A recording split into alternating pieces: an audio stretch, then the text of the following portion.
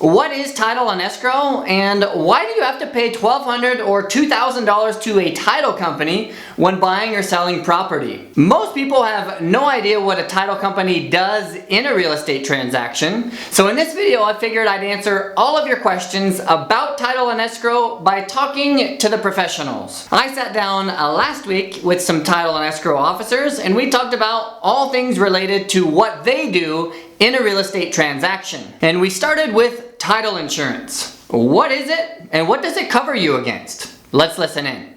The big one that people really care about is mechanics liens. Are there any mechanics liens, especially with all the new construction that's going on? That's what a big example of why people want an extended or a homeowner's policy, because they don't want that mechanics lien to be coming in the mail, 2 months down the road and saying, you owe this company $1,200 or $12,000 for lumber or whatever. Flesh that out a little bit. A mechanics lien doesn't have to be issued on the property at the time of sale. Is that right? It can actually be later, put onto the property later. So maybe right. Talk just a bit about that. Subs and contractors say they've got 90 days from the last time they've worked on the property or dropped off material at the property to file a claim of lien, meaning they haven't been paid for it. So 90 days after the sale, they could file a claim of lien on that property. And so what Pioneer Title would do is if they purchased your extended coverage, you would ensure that any lien that is placed on that property within 90 days, you would pay for it. Is that how it works? We would take care of it. And how do you as an insurance providing company, how do you ensure that there's not going to be a lien that's going to be put on that? Do you not know, or is that just a risk that you take? We, the builders that we work with, we're very comfortable and confident in their ability to pay their subs and their suppliers on time. And if it's some builder that we are not familiar with, we will usually set them up. We have a department called the disbursement department, have them go through that disbursement department where they will actually disperse the money and make sure that the work has been done and the subs and suppliers have been paid. Tell me a little bit about what a preliminary title commitment is. It basically shows who is in title of the property, and then it shows like the purchase price, and then it shows the loan amount if there's a loan, and it shows like all the assessments that are related to the property, like sewer, irrigation, homeowners, and then it shows like easements and just everything that's related of record to the property. So just to summarize, when you purchase title insurance, you are paying a title officer to do all of the background work on the property you are about to purchase. Is the person selling you the place the legal and rightful owner?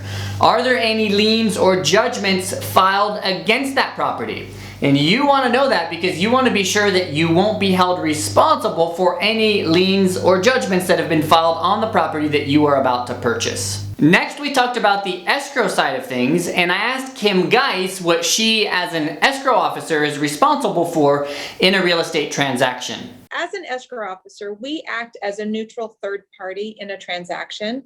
So when we get the real estate contract from the agents, it's our job to go through the contract and make sure that the terms of the contract are being met at closing. So we facilitate with agents, lenders, buyers, sellers, transaction coordinators. We coordinate with everyone to make sure that the transaction closes on time, and we act as a neutral third party. So we're not in favor of one person over the other. We give neutrality through everyone. To everyone. So you're the middle person, is that right? Yes. You gather, you take everybody's money and distribute it equally. Yes. And when we get the preliminary title from Lanie and Sue, then we contact the assessments. If there's any liens or judgments, we'll call on those and get those payoffs because we're ensuring to the buyer that the property is free and clear. So we take care of if there's any delinquent taxes, we order the assessments, we order the judgments, and we make sure that they're paid through closing. So the buyer is insured a free and clear property. Well, if there's a rent back or if there's a private lender involved, then, and it's part of our transaction, then we can prepare the note and deed of trust. So it's to the terms that everyone wants in the transaction. So we prepare documents, we prepare the warranty deeds, we receive the lender's documents, and we prepare our escrow closing instructions per their instructions, because we take instruction from everyone in the transaction. So if the agent needs something paid through closing, they'll send us an invoice. So pretty much we coordinate anything that has to be paid through closing, we coordinate that and we put it on the closing statement. But escrow also clears title for us. If there's liens on the property, like a deed of trust or a judgment, escrow will get the payoff for the deed of trust and the judgment in order to get it cleared. And is that, does all of that take like a long time? Like how long does it take to do just a regular, just an average house, let's say? Is that a pretty long process or? It really depends, because once we request the information from the payoff lenders and the assessments, it really depends on their turn time and how long it takes. We can close a transaction. If it's like a cash transaction, we can usually close those within 1 or 2 weeks, depending on everyone's workload and how soon we can get the information back. Typically, real estate transactions go about 30 to 45 days if there's a lender involved, because then you're working with the lender's time frame and the lender's underwriter. So it really depends. Each transaction is a little bit different. So, whereas a title officer deals with everything related to the ownership of the property, an escrow officer deals with the financial side of things. So they gather all of the financial information related to the property. They're going to compute the property taxes that are owed by the new owner, the HOA fees, any payoffs or concessions, and they're going to come up with that final number so that the buyer knows how much cash he or she needs in order to close on that transaction. And they also compute a closing statement for the seller so that the seller knows how much cash he or she will have once that transaction is closed. What would be an example of a complicated real estate transaction from an escrow perspective? If you have someone in title that has passed away, and you have a husband and wife and the husband passed away and there wasn't a will, you've got that. And then if they had a deed of trust, we'd have to request the deed of trust, a payoff. And if there's judgments on the transactions, that makes things a little more complicated. Or if there's a medical indigent lien, then we have to contact the state of Idaho and get that information. And if there's a private lender involved, because then you're working with creating a note and deed of trust for that lender to the terms that they want. So if you have a clean title where it's just husband and wife in title and you have 1 or 2 payoffs to order and the assessments, that's a really clean title. It's when you have someone that has passed away, or if there's judgments and liens, it takes a little bit of time to get those taken care of. I also asked them about some title and escrow horror stories that they've seen. I had one where I'd set up a judgment on a seller, on the husband, and the husband and wife came into our office with their realtor, and the escrow officer came down to my desk, and they're a little agitated. This is not me. I don't know why you're showing this. I go, okay, I just need some information from you so that I can get this cleared of record. So he gave me some information. I knew it was him. And they left. The husband came back and told me, that is my judgment. It was a child support judgment. That is my judgment. My wife doesn't know I've been previously married and I have a child. Please don't say anything. I will get this taken care of. Okay, sure, I won't say anything. We'll just keep this between the two of us. Yeah. Wow. What about you, Kim? Anything that comes to mind? I've had the person comes into title to sign the closing documents and she's listed as unmarried. And so I always have them verify the vesting when they're signing the documents to make sure everything is correct.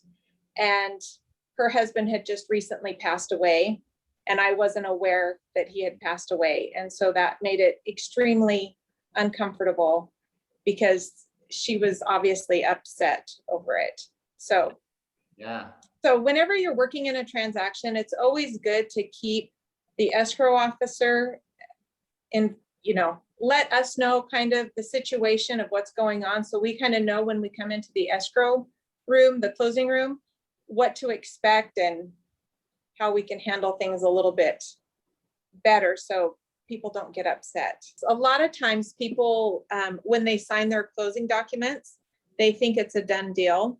And so I've had people where they've signed their closing docs and then they go back to work and quit their job because they think it's all done and it hasn't funded and recorded. So then obviously the loan doesn't close because they've lost their job or they quit.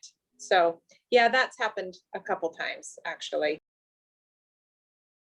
That means anytime a couple comes into title, they're going to buy a piece of property, they automatically both have interest in that property.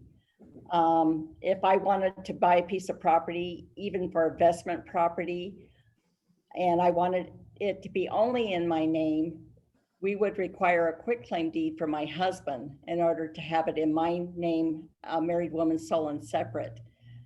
And then we got community property rights. We also have homestead rights, which are totally different.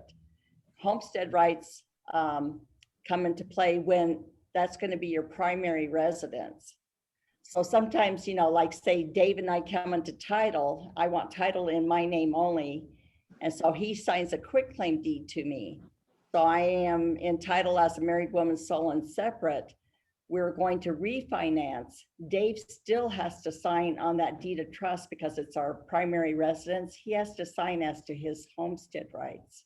Oh, so even though he doesn't have any ownership in the property, he still would have to sign because it's primary residence? If it was an investment property, then he wouldn't have to sign. If it's investment property. And so it actually would, in that specific scenario, that would actually be only your property, Sue, right? Your husband would have no, if you sold it, he would have no claim in that. In that property. Well, he has homestead rights. Right. So Okay. when I sell to a buyer, Dave still has to sign off as to his homestead rights. If it's a primary residence. Right.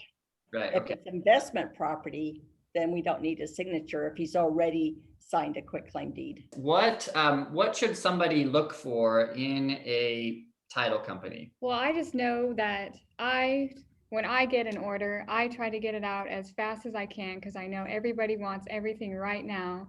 So I work my hardest to get it done right now and have great customer service. And I know that helps a lot because I get a lot of people that love that. So I think that's the most important is customer service and your turnaround time. Right. Speed and efficiency. Yep. And I would agree. Customer service is what sets us apart from everyone else because you want that person, that first-time home buyer or a buyer or seller to feel comfortable when they come into your office to close because it is the biggest investment of their life. I mean, it's a huge deal. So you want that person to feel comfortable. You want to make sure that it goes smooth. So I would agree with Lanie. Customer service is huge.